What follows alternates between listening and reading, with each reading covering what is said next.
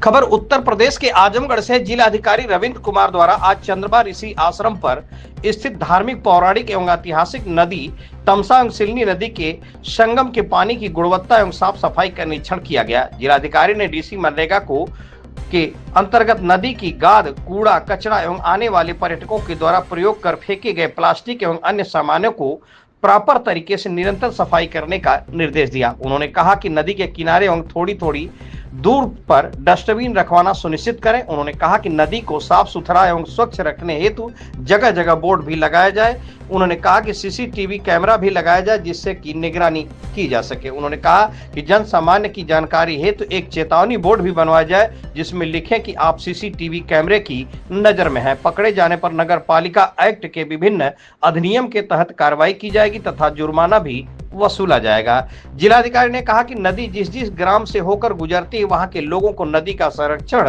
एवं साफ सुथरा रखने हेतु जन जागरण अभियान भी चलाया जाए। उन्होंने कहा कि उन्हें बताया जाना जाए कि नदी जीवन दायिनी है, इसे संरक्षित करना एवं साफ सुथरा स्वच्छ बनाए रखना प्रत्येक नागरिकों की जिम्मेदारी है। जिलाधिकारी ने कहा कि नदी का जलस्तर जहां तक बढ़ता है उसके 2 मीटर ऊपर तक अर्जुन, आम, जामुन, टीक आदि का वृक्षारोपण भी किया जाए। इसके साथ ही जिलाधिकारी ने पूरे आश्रम परिसर का निरीक्षण किया। उन्होंने यात्री सेट, मेडिटेशन, हवन पूजन सामग्री, किचन आदि भी बनाए जाने की कार्य योजना बनाकर प्रस्तुत करने का निर्देश दिया।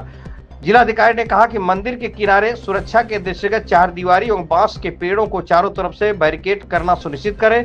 निरीक्षण के दौरान मुख्य विकास अधिकारी परिचित खटाना, डीसी मनरेगा राम उदरेज यादव, खंड विकास अधिकारी आदि लोग उपस्थित रहे। खबर बेधड़क से अशोक चौहान की खास रिपोर्ट। पौराणिक नदी है तमसा, जिसके लिए सर आपने लगातार प्रयास किया, किस तरह से आपको प्रेरणा मिली और सर क्या संदेश देना चाहते हैं कि ये नदी स्वच्छ अविरल रहे? देखिए, आपने सही कहा, ये तमसा या टोंस नदी पौराणिक नदी है और स्थानीय लोगों के अनुसार यहाँ पौराणिक काल में ऋषि दुर्वासा, दत्तात्रेय और चंद्रमा ऋषि का आश्रम था जहाँ वो तपस्या करते थे। तो ये तपोभूमि है। समय रहते नदी गंदी हो गई, कहीं कहीं पे प्रवाह रुक गई, इसलिए जिला प्रशासन द्वारा ये कदम उठाया गया। लगभग 2 महीने पहले हमने चंद्रमा ऋषि आश्रम को चुना, जिसके आसपास अभी लगभग 2-2 किलोमीटर दोनों तरफ की स्ट्रेच, लगभग 4 किलोमीटर की पूरी तरीके से सफाई हुई है। कई गाद निकाले गए, कचरे निकाले गए और इसके अलावा ये 2 और आश्रम है, दुर्वासा और दत्तात्रेय आश्रम, वहाँ भी हमने आश्रम के आसपास लगभग 500 मीटर, तो टोटल लगभग 5 किलोमीटर स्ट्रेच की सफाई हुई है। अभी हम लोगों ने 30 ग्राम पंचायत में मनरेगा के अंतर्गत कार्य शुरू कर दिया और हमारा टारगेट है कि मैक्सिमम 6 मंथ्स में इस जनपद में 89 किलोमीटर का स्ट्रेच है, पूरे स्ट्रेच में नदियों को साफ करके उसको एक नया जीवन दें। और नदी को क्या नया जीवन देंगे, ये तो स्थानीय लोगों को नया जीवन मिलेगा, क्योंकि नदियाँ जीवनदायिनी होती है, नदी से अनेक लाभ होते हैं, लाभ के बारे में बताने की ज़रूरत नहीं है। तो हमें लगता है ये स्थानीय लोगों को नया जीवन मिलेगा। सर, अभी 2-4 उन्होंने प्रशंसा की कि इस तरह से प्राकृतिक चीज़ों को संरक्षण है, तो सर आप जनता से क्या कहना चाहेंगे और किस तरह से आप मूवमेंट चला रहे हैं कि? देखिए, मैं जनता से हमेशा ये अपील करूँगा कि यहाँ पे जो भी गणमान्य लोग आते हैं या पूजा करने या शाम में घूमने या अन्य पर्पज़ से, तो नदी में कोई भी कूड़ा कचरा ना डालें। यहाँ पे आप देख रहे हैं कि डस्टबिन रखा हुआ है, फिर भी लोग नदी में डाल देते हैं।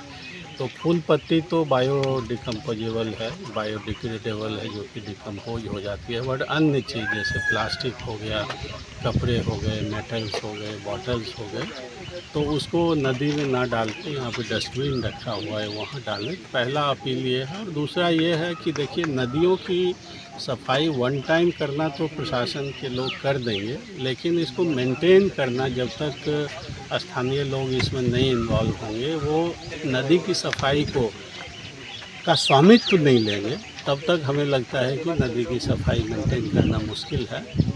तो मैं लोगों से अपील करता हूँ कि जिस जिस ग्राम पंचायत से नदियाँ गुजरती हैं वहाँ के लोग इसको साफ़ रखने का एक प्रण लें और अकॉर्डिंगली गंदा भी ना करें। जो दूसरे लोग गंदा करते हैं उन्हें भी रोकें और साफ़ सफाई में हाथ बढ़ें। आपका सर एक प्रयास बड़ा सराहनीय रहा कि अभी आप सब इधर से आए होंगे, तो एक फिल्म की शूटिंग चल रही थी जो आजकल सावन मास चल रहा है, तो सर एक सुखद किस तरह से और प्रेरणा देना चाहेंगे इस प्राकृतिक और रमणीक स्थल बनाया जाए? देखिए, आपने देखा कि अभी 21 जून को यहाँ पे योगा दिवस मनाया गया, जिसमें कि 1000 से ज़्यादा प्रतिभागियों ने प्रतिभाग किया। लेकिन योगा दिवस मनाने से 1.5 महीने पहले से पूरे ज़ोर शोर से काम चल रहा था। जहाँ पे अभी आपने देखा कि शूटिंग हो रही थी, वो जगह पहले पूरी घास से भरी हुई थी, काफ़ी गंदगी थी। उसको 1.5 महीने के अभियान से पहले तो घास और गंदगी को निकाला गया, इसके बाद उसको समतल किया गया और इसके बाद वहाँ पे साइड में ईंट के चबूतरे भी बनाए गए हैं, पेड़ को भी चबूतरे बना के घेरा गया, कुछ वृक्षारोपण भी किया गया। तो मेरा मानना है कि जब किसी जगह को हम डेवलप करेंगे तो ऑटोमेटिक लोगों का मन होगा, अच्छे जगह पे लोग जाते हैं, ये जगह डेवलप होगा तो और भी लोग आएंगे। अभी छोटी फिल्म की शूटिंग चल रही है, कल हो सकता है बड़ी फिल्म की शूटिंग टारगेट करना चाहिए।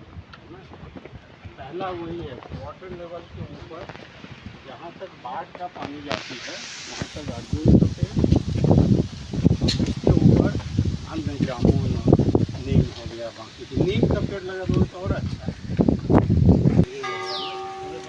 ये बहुत साफ